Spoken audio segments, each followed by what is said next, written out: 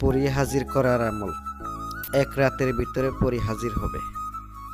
খুব কার্যকারী, খুব শক্তিশালী আমল।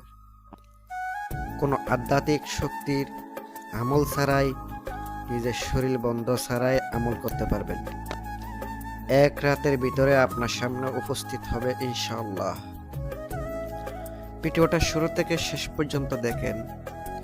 ভালো লাগলে লাইক, কমেন্ট, শেয়ার করবেন। পাশে থাকা বেল আইকনটি অল ক্লিক করবেন যেন নতুন নতুন ভিডিও সবার আগে দেখতে পান। আর কথা হচ্ছে, শুরু থেকে শেষ পর্যন্ত না দেখলে বুঝতে পারবেন না কিভাবে কাজটা করলে উপকৃত হবেন। আর এগুলার প্রত্যেকটা নিয়ম আপনাকে অবশ্যই মানতে হবে।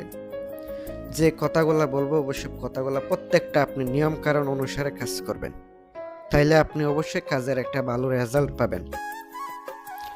আর যদি আপনি নিয়ম অনুসারে কাজ না করেন তাহলে কিন্তু আপনি রেজাল্ট পাবেন না। তাই আপনাদেরকে বলবো, আমার কথা সম্পূর্ণ শুনে বুঝে তারপরে কাজ করবেন। যারা পরী হাজির করতে চাচ্ছেন অথবা বিভিন্ন সাধনা করতে চাচ্ছেন, অনেকে শখ, আবার অনেকে এর মাধ্যমে হেল্প নেওয়ার জন্য করে, আবার অনেকে বলে আমি পরী দেখি নাই কোনোদিন, আমি নিজে পরী দেখবো। এই শখ ইয়া অনেকে করে, যে যার উদ্দেশ্য ওইভাবেই করে।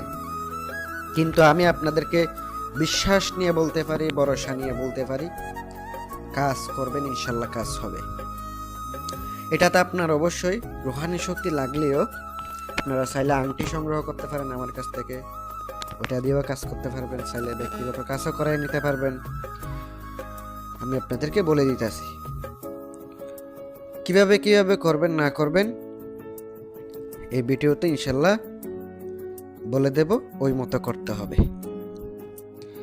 আগে নিজের একটা ভালো রুম বেছে নেবেন, যে রুমে কোনো লোক থাকে না, অথবা আপনার নিরাপদে আমল করতে পারবেন কোনো ডর ভয় ছাড়া।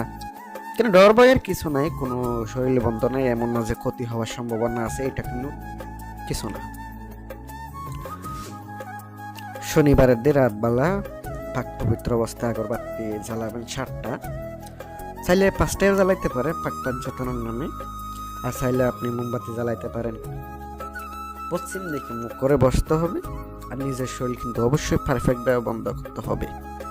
কেন বন্ধ করার কথা নাই, যদি মনে করেন বন্ধ করতে পারেন না, তাইলে আপনি করেন না, করা লাগে না, কিন্তু তাও আপনি নিজের সেফটি নেওয়ার জন্য বন্ধ করতে পারেন।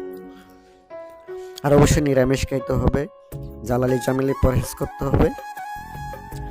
এই আমল চলাকালীন অবশ্যই যখন করবেন আপনাকে গোলাপ ফুল সংগ্রহ করতে হবে, অথবা জবা ফুল সংগ্রহ করতে হবে।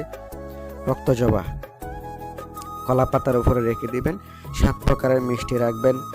কাঁচা গরুর দুধ, বিকেলবেলা যে দুধ বিক্রি করে, এটা কিন্তু ফ্রিজে রাখবেন, আবার গরম করেন না। গরম করে যদি রাখেন তাহলে কিন্তু আপনার দুধ সর্বশেষ হয়ে যাবে, ওটা দিয়ে কোনো কাজে কাটবে না।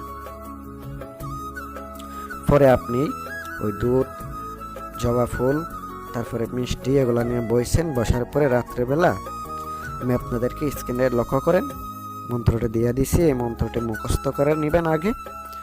পরে এটা রাত্রেবেলা 108 বার জপ করে নেবেন। যেদিন বসবেন ওই দিন আপনাকে মাত্র 333 বার জপ করবেন, দাঁড়ানো অবস্থায়। এটা কিন্তু বসা অবস্থা না, দাঁড়ানো অবস্থায়। তাহলে কিন্তু আপনার সামনে উপস্থিত হবে, একদিনের ভিতরে উপস্থিত হবে। যদি আপনার আধ্যাত্মিক শক্তি থাকে, রুহানি শক্তি থাকে, অথবা বাতিনি শক্তি থাকে, তাহলে আপনি নিজ চোখে দেখতে পারবেন। তারে শর্ত দিবেন, তাকে বলবেন আবার আর আমার পরিবারের ক্ষতি করবেন না। আমি যখন ডাকবো তখন আসতে হবে। আর আপনাকে কিভাবে ডাকতে হবে, কিভাবে ডাকলে আপনি উপস্থিত হবেন, তাও আমাকে বলে দেন। ওইভাবে দ্বিতীয়বার তাকে ডাকতে পারবেন ইনশাল্লাহ। ভালো থাকবেন, সুস্থ থাকবেন, এই কামনাই করি। সবার জন্য দোয়া রইল। আসসালামু আলাইকুম ওয়া রাহমাতুল্লাহ।